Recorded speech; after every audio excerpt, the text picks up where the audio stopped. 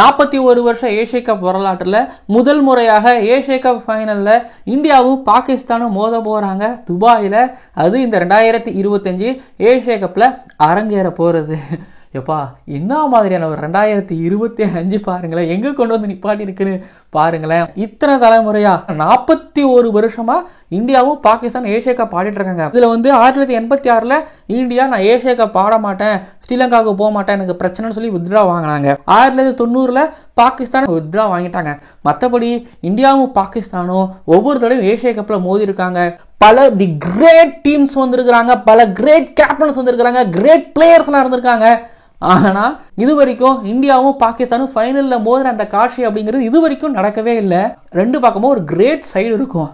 ஒரு பக்கம் சச்சின் டெண்டுல்கர், ஷேவாக், கங்குலி, டிராவிட், யுவராஜ் சிங், கைஃப், அனில் கும்ப்ளே, ஹர்பஜன் சிங், ஜகீர் கான், இப்படி ஒரு டீம்னா இன்னொரு பக்கம் இன்சோம், சோயப் அக்தர், வசீம் அக்ரம், யூசுப் எஹானா, யூனிஸ் கான், மொயின் கான், அப்துல் ரசாக், சமி, டேனிஷ் கனேரியா அப்படின்னு ஒரு கூட்டம் இருக்கும். ஒன்றுக்கு ஒன்று சலைச்சதே கிடையாது. ஆனால் குறுக்க அந்த கௌஷிக் வந்தா அப்படிங்கிற மாதிரி மர்வன் அட்டப்பட்டு, சனத் ஜெயசூர்யா, ஜெயவர்தனே, சங்கக்காரம், தில்ஷான், சமிந்தா வாஸ், முத்தியா முரளிதரன் இப்படின்னு ஸ்ரீலங்கா வந்துடுவாங்க. நான் 2000 ஏசியா கப் பார்த்துட்டு வந்துகிட்டு இருக்கிறேன். ஏசியா கப்னா ஒன்று India Sri Lanka, India Sri Lanka, India 8 தடவை, ஸ்ரீலங்கா 8 தடவை, மாறி மாறி மாறி இவங்க தான் கப்பு வாங்கிட்டு இருக்காங்களே தவிர, ஏன் இந்தியா பங்களாதேஷ் ஃபைனல் நடந்திருக்குது, ஸ்ரீலங்கா பாகிஸ்தான் ஃபைனல் நடந்திருக்குது. ஆனா வரலாற்றில் முதல் முறையாக 2025 ஏசியா கப் ஃபைனல்ல இந்தியாவும் பாகிஸ்தானும் மோத போறாங்க. 2025 இன்னும் என்னென்ன மாதிரியான மேஜிக்ஸ்லாம் வச்சிருக்க போதுன்னு எனக்கு தெரியல. சூரியகுமார் யாதவ் பாகிஸ்தானை ஜெயிச்சுட்டு ப்ரெஸ் கான்ஃபரன்ஸ்ல ரைவல்ரியா அப்படின்னு சொல்லிட்டு ரைவல்ரெலாம் சொல்லாதீங்க அப்படிங்கிற மாதிரி அவர் சொல்லியிருக்காரு.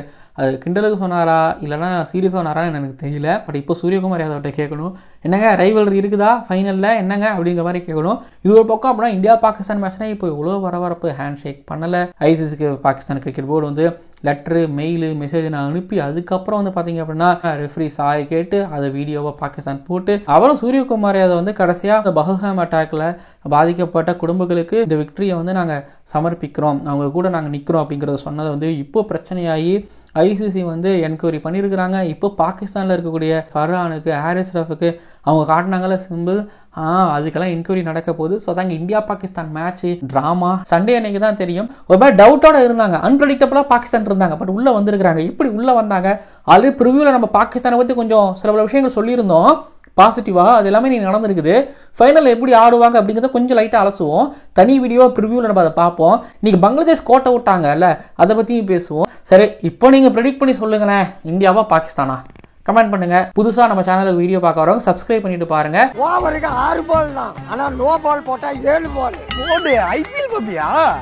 Ladies and gentlemen, Asia cup 2025 Asian ஃபேமிலியில சூப்பர் 4ல துபாயில நடந்து முடிஞ்ச பாகிஸ்தான் வர்சஸ் பங்களாதேஷ் மேட்சோட அனாலிசிஸ் அண்ட் ரிவ்யூ அண்ட் துபாயில நடக்க போற சூப்பர் 4ஓட இந்தியா வர்சஸ் ஸ்ரீலங்கா மேட்சோட ப்ரீ அனாலிசிஸ் பார்க்க வந்திருக்கிறீங்க. என்னது India versus Sri Lanka pre analysis பண்ணாம இருக்கக்கூடாதுங்க. ஒரு 30 செகண்ட் பேசினாலுமாவது பேசிடணும். கடமையை நம்ம செஞ்சிடணும், தவற விட்டுறக்கூடாது. கடமைக்குன்னு செய்யக்கூடாது, கடமையை கண் போன்று செய்யணும். முதல்ல பாகிஸ்தான் வர்சஸ் பங்களாதேஷ் மேட்சோட ரிவ்யூக்குள்ள போயிடலாம். பட் நம்ம ப்ரிவியூவில் சொன்ன நிறைய பல விஷயங்களை நான் உங்களுக்கு ரீகால் பண்ணணும்னு நான் சொல்கிறேன் நினைக்கிறேன். ஷஹீன் ஷாஃபியோட நியூ பாலை பற்றி நான் உங்ககிட்ட சொன்னேன். ப்ளஸ் அதை தாண்டி பங்களாதேஷோட ஸ்பின் அட்டாக் பற்றி நம்ம சொல்லியிருந்தோம். அண்ட் பாகிஸ்தானோட பேட்டிங் அகேன்ஸ்ட் ஸ்பின் சோக் ஆனதை பற்றி நம்ம ஆல்ரெடி யுஏஇ ஓமான் கிட்ட எப்படி விளையாண்டாங்கிறத பற்றி நம்ம சொல்லியிருந்தோம். இது போக பார்த்தீங்க அப்படின்னா பங்களாதேஷோட பிளேயிங் லெவனை பற்றி நம்ம பேசியிருந்தோம். பட் இந்த விஷயம் பேசினதெல்லாம் பார்த்தீங்க அப்படின்னா இப்போ ஷஹீன் ஷாஃபியோட நியூ பாலில் விக்கெட் எடுக்கிறாருங்கிறது பாகிஸ்தானுக்கு அட்வான்டேஜ், பட் பங்களாதேஷுக்கு டிஸ்அட்வான்டேஜ். ஸோ நம்ம பேசின விஷயம்லாம் பார்த்தீங்க அப்படின்னா இந்த மேட்ச்சில் ரொம்ப முக்கியமான ஒரு பாயிண்டாக இருக்குது. அப்புறம் ஃபீல்டிங்கிற விஷயத்தை பற்றி நம்ம பெருசாக பேசல. ஆனால் துபாய்னு வந்துட்டா இந்தியாவும் கேட்சஸ் விடுறாங்க, பங்களாதேஷும் கேட்சஸ் விட்டாங்க. ஆனால் பாகிஸ்தான் கேட்சை விடலை. இந்த மேட்சை பாகிஸ்தான் ஜெயிக்கிறதுக்கு மிக முக்கியமான காரணம் பார்த்தீங்கன்னா அவங்களோட ஃபீல்டிங். அது எஃபோர்ட்னு சொல்லலாமா? சரி, எஃபோர்ட்னு. ஏன்னா கண்டிப்பாக பதட்டம் இருக்கும். பங்களாதேஷ் அவ்வளோ கேட்சஸ் விடுறாங்க, இந்தியா அவ்வளோ கேட்சஸ் விடுறாங்க. பட் அதை தாண்டி இந்த மேட்ச்சில் கண்ணு முன்னாடியே பார்த்தீங்கன்னா ஐயோ இந்த கேட்சை விட்டோம்னா மேட்ச் போச்சு அப்படிங்கிற நிலைமை தான் ஒவ்வொரு கேட்சும் பாகிஸ்தானோட பிளேயர்களுக்கு. ஏன்னா பாகிஸ்தான் ஃபீல்டிங் ஆல்ரெடி உலக லெவலில் கிண்டல் பண்ணுறது மாதிரி தான் இருக்கும். ஆனால் இன்றைக்கி அந்த கேட்ச் எல்லாம் எடுத்தாங்க பாருங்க, கிராப் பண்ணாங்க பாருங்க, அதுதான் நீங்கள் மேட்சை ஜெயிச்சதுக்கான ஒரு காரணமாகவும் நான் கண்டிப்பாக சொல்லுவேன். அப்புறம் இன்னொன்று ரொம்ப கவலைப்படுற ஒரு விஷயம் பாகிஸ்தான் பொறுத்த வரைக்கும் என்னன்னா அவங்களோட ஷஹீன் ஷாஃபியோட பேட்டிங். என்ன சொல்கிறீங்க கிரிக்கானந்தானீங்கன்னா ஆமாங்க, ஷஹீன் ஷா அஃப்ரிடி வந்து ஒரு 6 அவர் ஒரு டபுள் டிஜிட் நம்பரோட ஒரு 19 ரன் அடிக்கிறாருன்னு வைங்களேன். இது கண்டிப்பாக கவலையான விஷயம் தான். மேலே யாரும் ஆட மாட்டாங்க. சீனியர்ஸுக்கு ஸ்பின்னு ஆடுறது கஷ்டமாக இருக்கும்போது ஜூனியர்ஸ் எப்படி ஆடுவாங்க? ஆனால் இப்போ பாபர் அசம் ரிஸ்வானோட அருமைங்கிறது அவங்க நல்லாவே தெரியும். நான் ஆல்ரெடி சொல்லியிருக்கிறேன், பாபர் அசம் ரிஸ்வான் சேர்ந்தா போல ஆடலனாலும் ரிஸ்வானை உள்ள வைங்க, அது கொஞ்சம் நல்லதுன்னு சொல்லியிருப்பேன். இன்னைக்கு வந்து பார்த்தீங்க அப்படின்னா அருமை தெரிஞ்சிருக்கும், புரிஞ்சிருக்கும் அப்படின்னு நான் நம்புகிறேன். இன்னைக்கு ஃபர்ரான் ஆரம்பத்தில் மூட்டையை கட்டோன்னே முடிஞ்சு போச்சு அப்படின்னு நினச்சேன். அதுக்கு ஏற்ற மாதிரியே வந்து பார்த்தீங்கன்னா தடுத்தடுத்து வரவங்கலாம் ஸ்பின்னர்ஸாக ஆடவே இல்லை. ஸ்பின்னர்ஸாக ரொம்ப கஷ்டப்பட்டாங்க. 42 பாலில் மொத்தம் 27 டாட் பால்ஸ் இருந்துச்சு. 10 ஓவரில் வந்து பார்த்தீங்க அப்படின்னா வெறும் 46 ரன்னு, 4 விக்கெட் தடுமாறிட்டு இருந்தாங்க. கேச்சஸை விட்டு மிஸ்ஃபீல்டு பண்ணி போர் ஃபீல்டிங்கில் வந்து பார்த்தீங்கன்னா பங்களாதேஷ் இன்னைக்கு பாகிஸ்தான் ஆட விட்டாங்க. இப்போ நான் ஒன்று சொல்கிறேங்க, இன்னைக்கு பாகிஸ்தான் 135 ரன் அடித்தாங்க. அதுக்கு தகுதியற்ற ஒரு டீமாக தான் நான் பார்க்குறேன். பட் இந்த தோல்விக்கு வந்து பார்த்தீங்கன்னா பங்களாதேஷ் மச் டிசர்வ்டு. சுத்தமாக ஃபீல்டிங் இல்லை, சுத்தமாக மேட்ச்சில் கான்சன்ட்ரேட் இல்லை, கேமுக்குள்ளே இல்லை, எங்கே இருந்தாங்கன்னு எனக்கு தெரில. ஏன்னா பாருங்களேன், 20 ஓவர் கம்ப்ளீட் பண்ண பாகிஸ்தானை விடக்கூடாது. இவங்க முதல்ல பாகிஸ்தானை 20 ஓவர் கம்ப்ளீட் பண்ண விட்டதே ரொம்ப தப்பு. அங்கேயே தோத்துட்டாங்க. இங்கே 49-5 இருக்குது. அதுக்கப்புறம் வந்து பார்த்தீங்க அப்படின்னா ஒரு 3 ஓவர் வரைக்கும் இழுக்கிறாங்க. அந்த 3 ஓவருக்குள்ளே வந்து பார்த்தீங்கன்னா 2 விக்கெட் எடுத்து முடிச்சிருக்கணும். வந்துச்சு, கிடைச்சிச்சு. ஆனால் கேட்சை பிடிப்பனா விட்டாங்க. ஒவ்வொரு கேட்சும் விட வந்து பார்த்தீங்க அப்படின்னா ரன்ஸையும் விடுறாங்க, பவுண்டரிஸும் போச்சு. சில இடங்களில் மட்டமாகவும் பவுலிங் போட்டாங்க. முக்கியமாக ஃபாஸ்ட் பாலர்ஸ் டஸ்கினை அடித்தாங்க. ஸ்பின்னர்ஸ் வந்து பார்த்தீங்க அப்படின்னா எக்கனாமிக்கலாக ஒரு 7-5 போட்டுட்டு போகிறாங்க அப்படின்னா ஃபாஸ்ட் பாலர்ஸ் வந்து ரன்னை கொடுக்குறாங்க. இன்னைக்கு ஷஹீன் ஷா அஃப்ரிடிக்கு கிளிக் ஆனதுனால வந்து இந்த 135 டிஃபெண்ட் பண்ணாங்க. பட் கிளிக் ஆகலைன்னா பாகிஸ்தானுக்கும் ட்ரௌசர் வந்து கரண்டிருக்கும், டப்பா டான்ஸ் ஆடி இருந்திருக்கும். ஆனால் இன்னைக்கு பங்களாதேஷோட கெட்ட நேரம். பங்களாதேஷுக்கு இன்னைக்கு ரொம்ப ஏதோ கெட்டது நடக்கணும்னு இருக்குன்னு நினைக்கிறேன். கேச்சஸ் விட்டதை தாண்டி செகண்ட் இன்னிங்ஸில் அவங்களோட பேட்டிங் வந்து சேஸ் பண்ணும்போது இன்னைக்கு பங்களாதேஷ் எப்படி சேஸ் பண்ணாங்க. 135 இருக்குது.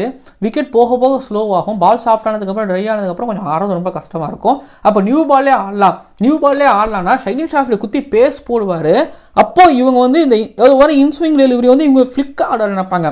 அவர் போடுற பேஸுக்கு எதிர்த்து அடிக்கிறதுங்கிறது வந்து அதுக்கு முடியாத காரியம்லாம் இல்லை, ஆடலாம். ஆனால் அது ஸ்ட்ரைட் பேட்டில் ஆடினா, நேராக ஆடினா, மேலே விடுற பால் நேராக எடுத்து ஸ்ட்ரைட்டில் அடிக்க பார்ப்பாங்களான்னா, இல்லை வீல் அடிப்பாங்க பார்ப்பாங்களான்னா, ஸ்கொயரில் அடிப்பாங்க. ஸோ அப்படி அடிக்கும் போது வந்து எடுத்துகிட்டு போச்சு, outside edge, catch. So இந்த மாதிரி வந்து பார்த்தீங்க அப்படின்னா பங்களாதேஷஸ் வந்து போனது தப்பு கிடையாது. ரிஸ்கி ஷாட்ஸ் போனது தப்பு கிடையாது, ஒரு மாதிரி சீக்கு ஷாட்ஸ் போனது தப்பு கிடையாது. ஆனால் செலக்ட் பண்ண பாலுக்கும் அவங்க ஆன ஷாட்டுக்கும் நிறைய கேப் இருந்துச்சு. அந்த கேப்பு வந்து பார்த்தீங்க அப்படின்னா அவங்களுக்கு விக்கெட்டாக மாறிச்சு, அவங்கள ப்ரெஷரில் தள்ளிச்சு. ஆனால் ஒன்று சொல்கிறேன், வந்து அவங்கெல்லாம் அந்த ப்ரெஷரில் ஆடின மாதிரியே எனக்கு தெரியல. வந்தாங்க, ப்ரெஷரே கிடையாது பாஸ் அப்படின்னு சொல்லி சுத்த ஆரம்பித்தாங்க. யோசிச்சு பாருங்கள், தோத்தது வந்து பார்த்தீங்க அப்படின்னா 11 ரன் வித்தியாசத்தில் தோத்துருக்குறாங்க. அப்படிங்கும்போது ஒருத்தவங்க செட்டில்டாகி 140-35 ரனில் வந்து பார்த்தீங்கன்னா 230 இல்லைனா ஒரு 50 ரன் பார்ட்னர்ஷிப் வந்து தாராளமாக ஜெயிக்கலாம். பேட்டர்ஸ்லாம் இல்லை, இதுலேயும் சில பேர் அவுட் ஆகணுங்கிற மாதிரிலாம் அந்த மாதிரி எனக்கு இருந்துச்சு. இந்த அப்ரோச் தான் அவங்களை குழிக்குள்ள திருடிச்சு. இதே அப்ரோச் ஸ்ரீலங்கா கிட்ட இந்த அப்ரோச் நான் பார்த்தேன். ஸ்ரீலங்கா ஒரு மேட்ச் தோக்கிறதுக்கான காரணமும் இந்த மாதிரியான அப்ரோச் தான். யாருக்கிட்ட? பாகிஸ்தான்கிட்ட இந்த மாதிரியான அப்ரோச் போனாங்களா? தோக்கிறதுக்கான காரணமும் அதுவாக தான் இருந்துச்சு. இன்னைக்கு தோத்தாங்க. But hats off to Shaheen Shah Afridi once again இந்த சீசனில், அது இந்த ஏஷியா கப்பில் திரும்பவும் ஒரு தடவை ஒரு player of the match award வாங்கியிருக்காரு வித் அ பால் பெர்ஃபார்மன்ஸ் அப்படிங்கிறத நாங்கள் தெரிவிச்சுக்கிறேன். ஷஹீன் ஷா அஃப்ரிடி எனக்கு பேட்டிங்கில் ப்ரொமோட்டே பண்ணலாம் அப்படி ஆடிட்டு இருக்கிறாருன்னு வச்சுக்கோங்க. பட் பவுலிங் எடுத்துக்கிட்டீங்கன்னா இங்கே பாருங்கள், பாகிஸ்தானோட விக்டரி அப்படிங்கிறது ஷஹீன் ஷா அஃப்ரிடியோட ஆட்டிடியூட்லையும் ஷஹீன் ஷா அஃப்ரிடியோட லைன் லெங்க்லையும் மட்டும்தான் இருந்துகிட்டு இருக்கு. ஷஹீன் ஷா அஃப்ரிடி ஃபர்ஸ்ட் ஓவரில் விக்கெட் எடுத்துட்டாருன்னு வைங்களேன், அந்த மேட்ச்சில் மேக்ஸிமம் பாகிஸ்தான் ஜெயிக்கிறாங்க. நான் நிறைய தடவை கவனிச்சிட்டேன். அது அண்டர் பாபர் அசம் கேப்டன்சியாக இருக்கலாம், அது அண்டர் ஆகா அலி சல்மான் கேப்டன்சியாக இருக்கலாம். இப்போ ஷஹீன் ஷா அஃப்ரிடி ஒரு பக்கம் குத்தி எடுத்துட்டாருன்னா, இன்னொரு பக்கம் பாகிஸ்தானோட ஃபாஸ்ட் பாலர் சூப்பராக போட்டாங்க. ஹாரிஸ் ரஃபீக்கிட்ட நல்ல ஒரு பார்ட்னர்ஷிப் கிடைச்சது. ஃபஹீம் அஷ்ரஃப் கொஞ்சம் அடி வாங்கினாரு, தேவையில்லாத கடைசியாக போட்டலாம். பங்களாதேஷ்மே இந்த பிச்சில் நல்லா போட்டாங்க. நல்ல ஒரு மாதிரி என்ன சொல்கிறது, கொஞ்சம் பவுலிங்க்கு அசிஸ்ட் பண்ணுது. பட் இதில் வந்து பார்த்தீங்க அப்படின்னா ஷஹீன் ஷா அஃப்ரிடி போட்டு பிடிச்சதுக்கப்புறம் ஒரு அப்ரார், அதுக்கப்புறம் அய்யூப் உள்ள வந்து அவர் ஸ்ட்ரைக் பண்ணுறது, இந்த ஸ்ட்ரைக் பண்ணுறது எனக்கு தாண்டி பவுலருக்கு எவ்வளோ கோஆர்டினேட்டிவாக பவுலிங் போட்டுக்கிறாங்க. நியூ பாலில் போட்டு முடிச்சுட்டு போகிறாங்க. திரும்பி மிடில் ஓவர்ஸில் என் கையில் ஓவர் வருது. அப்போ நான் வந்து ஒரு நவாஸ் போடுறது என்ன, அதுக்கப்புறம் வந்து பார்த்தீங்கன்னா அப்ரார் ஒரு எக்கனாமிக்கலாக போட்டு டைட் பண்ணுறது என்ன, 6 பாலும் கடத்திக்கிட்டு போயிட்டே இருக்காங்க. கடத்தி போகும்போது ப்ரெஷர் விழுது, திரும்பி அய்யூப் போகிறாரு, விக்கெட் விழுது. நான் டக் அவுட் ஆகியிருக்கேன், ஆனாலும் வந்து கான்ஃபிடண்டாக போட்டு முடிக்கிறாரு. பாகிஸ்தான் பொறுத்த வரைக்கும் அய்யூப் டக் அவுட்டு, ஃபைனல்லையாவது எழுந்து அடிக்கணுங்கிற ஒரு நிலைமை. ப்ளஸ் ஃபர்ரான் அண்ட் ஃபகர்ஸானோட விக்கெட் ரொம்ப இம்பார்ட்டன்ட். இந்த 2-3 பேரோட விக்கெட் வந்து விழும்பொழுது, அதுவும் பவர் பிளேலே விழும்போது பாகிஸ்தான் அங்கேயே வந்து பார்த்திங்க அப்படின்னா மண்ணை போட்டு மூடி விடும் மாமேங்கிற மாதிரி தான் என்னை பொறுத்த வரைக்குமே வந்து. ஸோ இதில் ஃபகர் ஜமான் அண்ட் ஃபர்ஹான் போவோம், 2 பேரும் லான்ச் பண்ணி, ஆனாலும் வந்து பார்த்தீங்க லான்ச் பண்ணி கிளியராக லான்ச் பண்ணுங்கள். ஏன்னா ஆகாலி சல்மான் ஏமாற்றிக்கிட்டு இருக்காரு, அயூபு ஏமாற்றிட்டு இருக்காரு. அதுக்கப்புறம் பின்னாடி இருக்கக்கூடிய பேட்டர்ஸ் எனக்கு பெருசாக நம்பிக்கை கிடையாது. பட் ஆனால் ஹாரிஸும் நவாஸும் பரவாயில்லைங்க. அந்த கீழே போன மேட்ச்லேயே வந்து பார்த்தீங்கன்னா எனக்கு தெரிஞ்சு ஹாரிஸுக்கு பட்டுச்சு, ஒரு மேட்ச் 51 அடிச்சாரு. ஸோ ஓகே, அவங்க பேட்டிங் ஆர்டர் கீழே அவங்களுக்கு 5லேருந்து தான் ஆரம்பிக்குது நான் நினைக்கிறேன். பட் டாப் ஆர்டரில் ஒரு 2 பேர் அடிச்சிட்டாங்கன்னு வைங்களேன், ஃபைனலில் இந்தியா கூட வந்து ஒரு 150 160 வைக்கிறாங்கன்னா ஒரு ஆல்ரெடி ப்ரெஷர் இருக்குது இந்தியா பாகிஸ்தான் அப்படின்னாலே. ஹேண்ட் ஷேக் பிரச்சனை இருக்குது ஃபைனல் மேட்சுங்கிறதுனால வந்து இந்த டார்கெட்டை வச்சு ஷஹீன் ஷாஃப்ரி ரொம்ப சரியாக போட்டு, ஷஹீன் ஷாஃப்ரி ரொம்ப சரியாக போட்டார்னா ஜெயிக்கிறதுக்கு வாய்ப்பு இருக்குது. இந்தியா கிட்ட விளையாடும்போது வேற ஒரு பாகிஸ்தான், பட் மற்ற டீமுக்கு விளையாடும்போது வேற ஒரு பாகிஸ்தானை பார்க்க முடியுது. ஈவில் டெவில் அப்படிங்கிற மாதிரி பர்ஃபார்மன்ஸ் பண்ணிக்கிட்டு இருக்கிறாங்க. முதல் ஓவரில் விக்கெட் ஸ்ட்ரைக் பண்ணி அதுக்கப்புறம் அப்படியே கொத்தாக விழுந்து பாகிஸ்தான் வின் பண்ணிட்டாங்க. இப்போ ஃபைனலில் இருக்கிறாங்க பாகிஸ்தான். நம்ம ஆல்ரெடி ப்ரிடிக்ட் பண்ணியிருந்தோம் பாகிஸ்தான் ஃபைனலுக்கு வருவாங்கன்னு. ஓகே, சோஃபார் பங்களாதேஷ் இல்லைங்க, திரும்ப பாருங்கள், நல்ல டீம் வச்சுருக்காங்க. ஆனால் எப்படி ஆடினாங்க, வருத்தம். ஜக்கர் அலி இத்தனைக்கு ரன் அவுட்லாம் ஆக வேண்டிய நிலமெல்லாம் இருந்துக்கிட்டு இருந்தது, கவலையாக இருந்தது. எதுவும் சொல்கிறதுக்கு இல்லை பங்களாதேஷ் பொறுத்த வரைக்கும். பட் ஆனால் உண்மையுமே வருத்தமாக இருக்குங்கிறத மட்டும் நான் சொல்லிக்கிறேன். நல்ல டீமு, நல்ல யங்ஸ்டர்ஸ் இருக்காங்க, தோத்துட்டு போகிறாங்க. சரி, இப்போது இந்த மேட்சோட ரிவ்யூ நிறைவடைஞ்சிருச்சு. இப்போ அடுத்ததா ஸ்ரீலங்கா வர்சஸ் இந்தியா மேட்சோட ப்ரீ அனாலிசிஸ்க்குள்ள போயிடலாமா? என்னங்க பேச போகிறோம் அப்படின்னு நீங்கள் யோசிக்கலாம். இங்கே பாருங்கள், இதே துபாயில் தான் இந்தியா ஃபைனல் ஆட போகிறாங்க. என்னன்னா இந்தியா ஆல்ரெடி எக்ஸ்பெரிமெண்ட் பண்ணி பார்த்துக்கிட்டு இருக்கிறாங்க. நிறைய பேருக்கு சரியாக பேட்டில் படலைங்கிறது ஒரு பக்கம் போயிட்டு இருக்கு. அதை பார்த்துருப்பாரு கம்பீர், பெர்ஃபார்மன்ஸ் அனலிஸ்ட் ஹரிபிரசாத் மோகன்லாம் பார்த்துருப்பார், பேட்டிங் கோச்லாம் பார்த்துருப்பாங்க, ஸ்கைலாம் பார்த்துருப்பாங்க, பேட்டர்ஸுக்கும் சொல்லியிருந்திருப்பாங்க, பாஸு இது மாதிரி பேட்டில் படமாட்டுது பாஸு, கொஞ்சம் கரெக்டாக ஆர்டர் படி போகலாமா அப்படின்னு கேட்குறது ஒரு பக்கம்னா, இங்கேயும் கம்பீர் எக்ஸ்பெரிமெண்ட் பண்ணி பார்ப்பாரா? ஸ்கை வந்து ரைவல்ரிலாம் இல்லைன்னு சொன்னார். இதுக்காகவே பாகிஸ்தானுக்கு அகேன்ஸ்டாக ஆடுறதுக்கு முன்னாடி வந்து நாங்கள் எப்பயும் இப்படி தான்ப்பா அப்படிங்கிற மாதிரி போவாரா தெரியலை. இன்கேஸ் 11 மாற்றாமல் எக்ஸ்பெரிமெண்ட் பண்ணாமல் ஒரே 11 போனால் பாகிஸ்தான் சைட்லேருந்து பாரு பயந்துட்டாங்க, இல்லை எக்ஸ்பெரிமெண்ட் பண்ணி பார்க்குறாங்க அப்படின்னா அது டீமுக்கு ஏதாவது பேக் ஃபயர் ஆகுமா பொறுத்திருந்து பார்க்கணும். ஸோ இந்தியாவை பொறுத்த வரைக்கும் 11 என்ன சேஞ்சஸ் இருக்கும் எனக்கு தெரிஞ்சு 11 சேஞ்ச் பண்ணவே வேணாம். இன்கேஸ் இப்போ இந்தியா சரியாக விளையாடாம போகிறாங்க, தோக்குறாங்க, அது கான்ஃபிடென்ட்டை கம்மி பண்ணலாம் ஒன்று. இன்னொன்று வந்து பார்த்திங்க அப்படின்னா அவங்க இப்படி அவுட் ஆகுறது அப்படி அவுட் ஆகுறது இதெல்லாம் பார்த்துட்டு பாகிஸ்தானிஸ் ஒரு கணக்கு போடுவாங்க, கொஞ்சம் எக்ஸ்போஸ் ஆன மாதிரி ஆகுங்கிறதுனால இந்தியன்ஸ் கொஞ்சம் கேர்ஃபுல்லாகுங்கிற தாண்டி நல்ல விதமாகவே போகணும், அன்பீட்டனாக போகணும் அப்படிங்கிற மாதிரி இந்தியன்ஸ் நினைப்பாங்க. பும்ராவுக்கு வந்து பார்த்தீங்கன்னா அங்கே டெஸ்ட் ரெஸ்ட்டு விட்டாங்க, நீங்கள் 2-3 மேட்ச் ஆடுங்க அப்படின்னு சொல்லி இன்னும் 2 மேட்ச் ஆட வச்சு தான் கூப்பிட்டு போவாங்க அப்படின்னு நான் நினைக்கிறேன். இந்தியன்ஸ் பொறுத்த வரைக்கும் சரியான பேட்டிங் ஆர்டரு, அதுக்கப்புறம் சஞ்சு சாம்சனுக்கு போதிய அளவில் ஒரு பேட்டிங்கு, சூரியகுமார் யாதவ் பேட்டிங்லேருந்து ரன்னு, திலக் வர்மா ஆல்ரெடி அடிச்சுட்டு இருக்காரு, ப்ளஸ் அதுலேருந்து 30லேருந்து ஒரு 50ன்னு போகிறோங்கிறது ஒன்று இருந்துகிட்டு இருக்கு. ஸோ அதுக்கப்புறம் பவுலிங்கில் எடுத்திங்கன்னா வருண் சக்கரவர்த்தி கொஞ்சம் அடி வாங்கினார் துபாயில், அவர்கிட்ட இருந்து நல்ல ஒரு பர்ஃபார்மன்ஸ், மற்றவங்களாம் கன்சிஸ்டண்டாக நல்ல பர்ஃபார்மன்ஸ் கொடுக்கணும். அது பும்ராவாக இருந்தாலும் சரி தான், அக்சர் பட்டேலாக இருந்தாலும் சரி தான். பட் இந்த மேட்ச்சில் போடக்கூடிய பர்ஃபார்மன்ஸ் அண்ட் எஃபர்ட்ஸ் அடுத்த மேட்ச்சில் அது எஃபெக்டிவாக இருக்கும்னு நான் நம்புகிறேன். பார்ப்போம். அதுக்கப்புறம் இங்கே ஸ்ரீலங்காவை பொறுத்த வரைக்கும் எடுத்துக்கிட்டிங்கன்னா 11 என்னங்க எனக்கு தெரியுது, துஸ்மன் சமீராக்கு பதிலாக பெனூரு ஃபெர்னாண்டா கொண்டு வராங்க. லியனைக்கு எடுத்துகிட்டு வருவாங்களா? லியனைக்கு எடுத்துகிட்டு வராங்கன்னா நீங்கள் பேட்டிங் ஆட்டில் மேலே யார் மேலேயாவது ஒருத்தவங்க மேலே நீங்கள் கையை வைக்க வேண்டியது வரும், கையை வைக்க வேண்டியது வரும். ஆனால் இதில் கையை வைக்க வேண்டியது வரும். இதில் 10 சங்கா கொஞ்சம் ஆரம்பித்து அப்படியே ஆஃப் ஆகிட்டார். குசல் மெண்டிஸும் மினுக்குன்னு போயிட்டார். குசல் பெரேரா இல்லை, சரிதா சலங்காவும் ஷனகாவும் ஒரு மேட்ச் நல்லா விளையாண்டாங்க, ஜெயிச்சாங்க பங்களாதேஷ்க்கு அகேன்ஸ்டாக. அப்புறம் வந்து பார்த்தீங்கன்னா கம்யூனிட்டிஸ் போன மேட்ச்சில் ஒரு 50ங்கிறது ஒரு பக்கம் அப்படின்னா, அதுக்கப்புறம் துஷாராவா பத்திரனாவா அப்படிங்கிறது ஒரு கேள்வி வரும். பத்திரனாவை வந்து இன்ஜுரி இல்லைல்ல, ஆட வைப்பாங்களா? ஸோ அது ஒரு கேள்வி இருந்துகிட்டு இருக்கு. ஹசரங்கா வந்து த்ரூ அவுட்டாக ஏஷியா கப்பில் நல்லா பவுலிங் போட்டுருக்காரு, விக்கெட்லெஸ்ஸோ இல்லவோ, பட் ஆனால் நல்லா பவுலிங் போட்டு இருந்துகிட்டு இருக்காரு.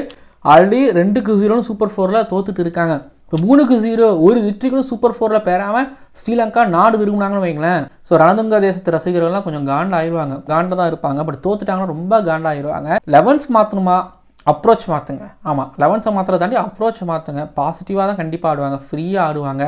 இந்தியாவும் ஆப்கானிஸ்தானும் துபாயில் 2021 ஏஷியா கப்பில் வெளியேறினதுக்கப்புறம் கோலிக்கிட்டே 100 வரும். ஒரு மாதிரி அது ஒரு மாதிரி என்ன சொல்கிறது, ஜாலியாக ஆடுவாங்க, ப்ரெஷரே இல்லாமல் ஆடுவாங்க. இப்போ இந்தியாவுக்கு ஸ்ரீலங்காவுக்கு அகேன்ஸ்டாக அந்த மேட்ச் வந்து ஒரு ஓப்பன் நெட்ஸ் மேட்ச்சு, ஓகேங்களா? ஸ்ரீலங்காவுக்கு ஆறுதலாக ஒரு விக்ட்ரியோட போகிறதுக்கான ஒரு மேட்சாக அது அமையுமா பொறுத்திருந்து பார்க்கலாம். எனக்கு இந்தியா 53% ஜெயிக்கிறதுக்கான சான்ஸ் இருக்குதா நான் பார்க்குறேன். அண்ட் 47% ஸ்ரீலங்கா ஜெயிக்கிறாங்க அப்படிங்கிற மாதிரி நான் பார்க்குறேன். நான் முன்ன எதிர்பார்த்த மாதிரி இந்திய டீமோட பேட்டிங் நான் பார்க்கணும். நான் அபிஷேக் சர்மாவை டிபெண்ட் பண்ணாமலே இந்தியா ஆடணும், எவ்வளோ அடிக்கிறாங்கிறத பார்க்கணும், என்ன பண்ணுறாங்கன்னு பொறுத்திருந்து பார்க்கலாம். நம்ம என்ன சொன்ன மாதிரி சூரியகுமார் யாதவ், அதுக்கப்புறம் சஞ்சு சாம்சன், எங்கள் கில்லு வந்து 30 அப்படி பக்கத்தில் வந்துட்டு கிஸ் பண்ணிட்டு அவர் போயிடுறாரு. அவர்கிட்ட ஒரு பெரிய ஒரு ரன்களை பார்க்கணும், ட்ரிபிள் டிஜிட் பார்ப்போம் என்ன நடக்குன்னு சொல்லிட்டு. இந்தியா வந்து 220 200 போகிறத வந்து சுருக்கிக்கிறாங்க, 160 170 சொல்லிட்டு. நீ போவாங்களா? நீ விளாட்ற கேம் ப்ராக்டிஸ் மேட்ச் அப்படிங்கிறத தாண்டி ஆமாம் கண்டிப்பாக பாகிஸ்தானை ஒரு பயமுறுத்துறதுக்கான ஒரு கேமாகவும் இருக்கிறதுக்கு வாய்ப்பு இருக்குது. என்ன பண்ணுறாங்க அப்படின்னு பொறுத்திருந்து பார்க்கலாம். நீங்கள் சொல்லுங்கள், ஸ்ரீலங்கன் ஃபேன்ஸ் 3-0 தவிர்க்கணும், என்னங்க 2-1 போவாங்களா? கீழே வந்து கமெண்ட் பண்ணுங்கள். அப்புறம் இந்தியாவா பாகிஸ்தானா ஃபைனலில் ஒரு தடவை கமெண்ட் பண்ணிடுங்க. நம்ம கண்டிப்பாக அதை பற்றி நம்ம டிஸ்கஸ் பண்ணுவோம். இந்த வீடியோ உங்களுக்கு பிடிச்சிருக்கும் அப்படின்னு நான் நம்புறேன். மறக்காமல் சப்ஸ்கிரைப் பண்ணுங்கள், பக்கத்தில் பெல் ஐக்கானை கிளிக் பண்ணுங்கள். பார்க்காம அடுத்த வீடியோக்களில். ஓவருக்கு 6 பால் தான், ஆனால் நோ பால் போட்டால் 7 பால். போடு ஐபிஎல் பாப்பியா?